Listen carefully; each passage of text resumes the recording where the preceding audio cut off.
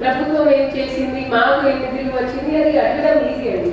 మీరు యాజ్ కౌన్సిలర్గా, యాజ్ కార్పొరేటర్గా మీరు ఏం చేశారో ఒకసారి ఆలోచించండి.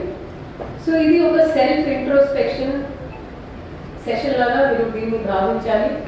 దీంట్లో మేమంటే ఆఫీసర్స్ అంటే ఒక ఫెసిలిటేటర్గా ఉంటాం. ప్రజాపాలన ఏంటంటే ఇది ప్రజల ద్వారా నడిపే పాలన. ఇప్పుడు 60 వార్డ్స్ ఉన్నాయి ఉదాహరణగా మీ కార్పొరేషన్లో. వార్డ్ నంబర్ 42లో ఒక రకం సమస్య ఉండవచ్చు, రెండిట్లో ఇంకొక రకం సమస్య ఉండవచ్చు. సో శానిటేషన్ పరంగా కూడా ఎక్కడైతే దోమల సమస్య ఎక్కువ ఉందో, లేదా ఎక్కడైతే వాటర్ బాడీస్ ఎంక్రోచ్ అవుతా ఉన్నాయో, ప్రతి ఒక్క వార్డ్కి ఒక యాజ్ అ కార్పొరేటర్గా, యాజ్ అ కౌన్సిలర్గా మీరు ఒక ప్రణాళిక, ఒక రూపురేఖ తయారు చేసి రావాలి. మీకు అందుబాటులో మీకు హెల్ప్ చేయడానికి వార్డ్ ఆఫీసర్స్ ఉంటారు, సంబంధించిన ఇంజనీరింగ్ ఆఫీసర్స్ ఉంటారు, టౌన్ ప్లానింగ్ ఆఫీసర్స్ ఉంటారు, మొత్తం పర్యవేక్షిస్తున్న ఏసీఎల్పీ గారు మరియు కమిషనర్ గారు ఉంటారు.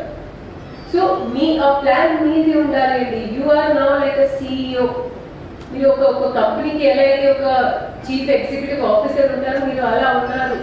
సో మీ వార్డ్లో మీరు అభివృద్ధి చేస్తూ ఆకాశంకి తీసుకుపోతారా, లేదా ఇంకా కిందకి పోతారా, మీ చేతిలో ఉంటుంది. We are executors, we are not policy makers. So ఆ తేడా మీకు తెలిసి ఉండాలి.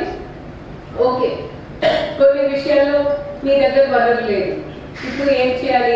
किसी भी मसले का हल नहीं आएगा. आप देखिए, आपके यहाँ कितनी प्रॉपर्टीज है, आपने कितने ट्रेड लाइसेंस दिए पिछले 1 साल में? गत ఒక 5 సంవత్సరాల్లో ఎన్ని ట్రేడ్ లైసెన్సెస్ ఇచ్చాము? ఇప్పుడు మేము సంతలు కావచ్చు, లేదా ఇంకా ఏదైనా మీ దగ్గర ఉన్న అసెట్లు కావచ్చు. మొన్న మేము రాజీవ్ గాంధీ ఆడిటోరియం వెళ్ళాము.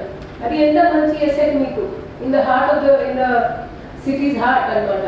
దాన్ని ఇంకా కొంత దాంట్లో పెట్టుబడి పెడితే ఎలా డెవలప్ చేసుకోవచ్చు? ఇప్పుడు ఒక రోజుకి 5,000 కిరాయి వస్తుంది. 5,000 is nothing, it is peanuts. उसमें थोड़ा काउंसिल से रेजोल्यूशन लेके మీరు మీ తరఫున కొంచెం పెట్టుబడి పెడితే, మా తరఫున మేము మీకు సహాయం ఇస్తే ఇట్ విల్ బ్రహ్మాండంగా అవుతుంది. ఒక అసెట్ లాగా తయారైపోతుంది. ఎలా అయితే మనకి వరంగల్లో కాలోజీ ఉందో, అదేవిధంగా వేరే వేరే కళా పార్టీలు ఉన్నాయో. So it will be a good asset. అది జస్ట్ కార్పొరేటర్కి, ఆ వార్డ్కి, ఆ డివిజన్కి పనికి రాదండి. ఇట్ విల్ బి మొత్తం నిజామాబాద్ టౌన్కి, కార్పొరేషన్కి ఒక మంచి ఎసెట్ తయారైపోతుంది. సో ఈ ఆలోచన ఉండాలి.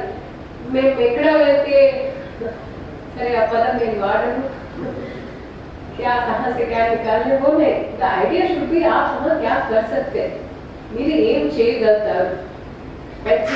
మీరు ఒక నెలలో, ఒక 2 నెలలో క్లాంతికి తీసుకురండి, 99 రోజులు క్లాంతి తీసుకురండి అనేది మేము ఎక్స్పెక్ట్ చేయట్లేదు, ప్రభుత్వం కూడా మీకు అనుకోవట్లేదు.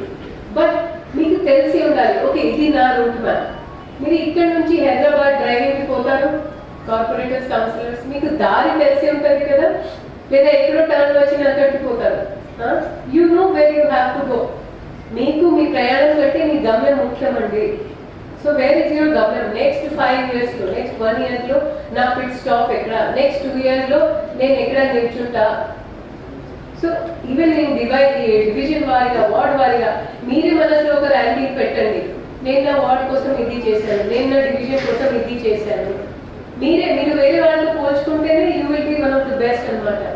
అండ్ నిజామాబాద్ మనం వేరే corporation except for GWMC and maybe parts of Khammam, మనం కరీంనగర్ కంటే బెటర్ ఉన్నాము. కొత్తగా ఏర్పడిన నల్గొండ, మహబూబ్ నగర్, కొత్తగూడెం అన్నింటికంటే మనం బెటర్ ఉన్నాము.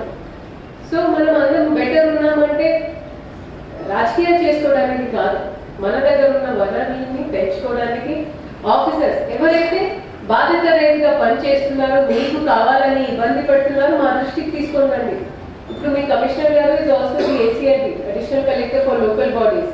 సో దిలీప్ జస్ట్ మీరు నిజామాబాద్ పరిమితి కాకుండా మీరు ఆర్మూర్ చూడాలి, బోధన్ చూడాలి, భీమగల్ చూడాలి.